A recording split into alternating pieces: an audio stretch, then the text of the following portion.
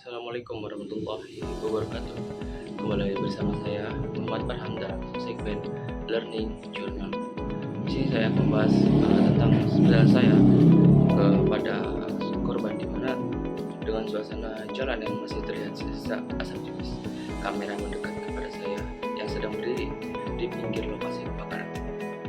Hari itu matahari serang sedang semangat seolah-olah belum tahu kalau Cidokdok baru saja tertimpa musibah.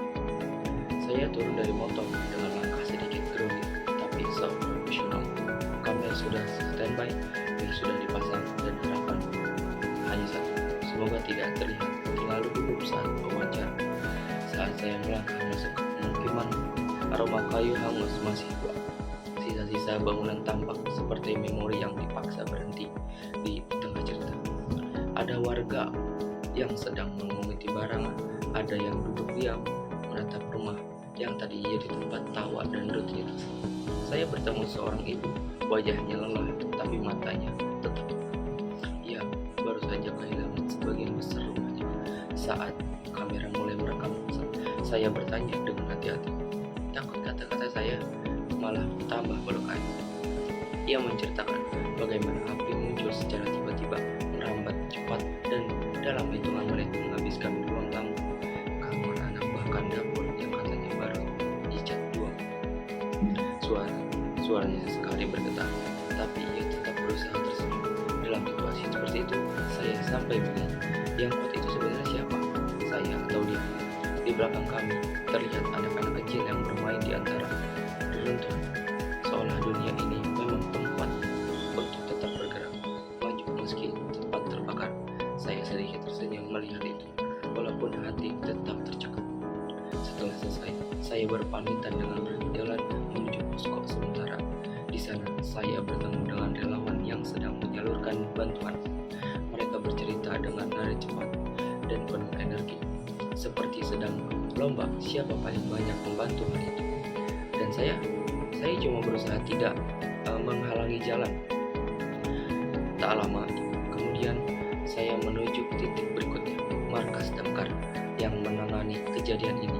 Di sana, saya bertemu seorang petugas lengkap dengan helm yang membuatnya terlihat lebih gagah dari profil WhatsApp siapapun.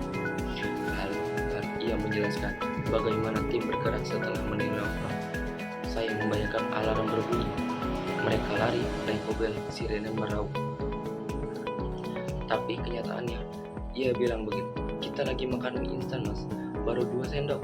Saya langsung menandah, kasihan mie-nya, tapi ya memang begitu hidup damkar. Petugas itu bercerita bagaimana api berkembang cepat karena struktur rumah yang banyak menggunakan kayu dan material mudah terbakar. Mereka butuh waktu beberapa puluh menit untuk benar-benar mengendalikan kobaran. Di tengah panas api dan panas realitas, katanya yang paling menantang adalah memastikan warga tidak kembali mendekat untuk menyelamatkan barang-barang. Kalau udah panik, mas, orang kadang lupa kalau api itu bukan teman, ujarnya sambil tertawa kecil. Saya ikut tertawa. Namun sebenarnya saya sadar yang ia ucapkan itu bukan sekadar candaan. Setelah wawancara selesai, saya melangkah kembali keluar. Matahari mulai miring dan cahaya sore membuat puing-puing terlihat seperti mozaik kehidupan yang perlu waktu untuk disusun ulang. Sambil berjalan, saya berpikir, mungkin tugas saya hari ini adalah menjadi jembatan, merekam kehilangan, keberanian, dan keteguhan orang-orang yang bahkan setelah rumahnya terbakar tetap bisa berkata, yang penting semua selamat. Saat kamera mati, rasanya hening sekali, bukan karena tidak ada suara, tapi karena semua cerita yang baru saja saya dengar menggema sendiri di kepala. Perjalanan ini bukan cuma menggali informasi, tapi mengingatkan saya bahwa setiap musibah menyisakan keberanian yang diam, dan tugas kita adalah menemukannya. Layar mulai gelap dan suara narasi terakhir mengalir. Cidokdok mungkin terbakar hari ini, tapi tidak dengan semangat warganya. Dan selama mereka tetap berdiri, cerita mereka akan terus hidup. Itulah perjalanan wawancara kami.